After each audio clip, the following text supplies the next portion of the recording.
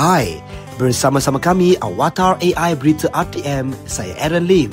Dan saya Cik Rita. Musim perayaan ini kami ada sedikit pesanan.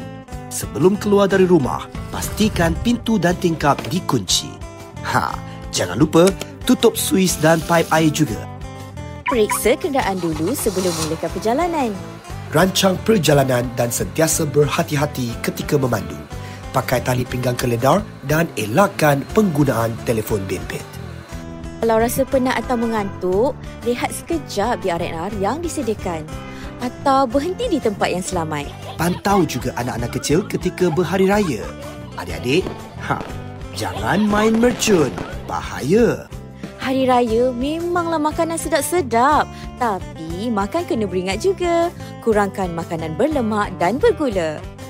Akhir sekali, pada hari raya ini, hargai setiap detik bersama yang tersayang. Pesanan ikhlas daripada kami di RTM, teman setia anda. Selamat Hari Raya Aidilfitri, maaf zahir dan batin. Syukuri Syawal. Syukuri Syawal.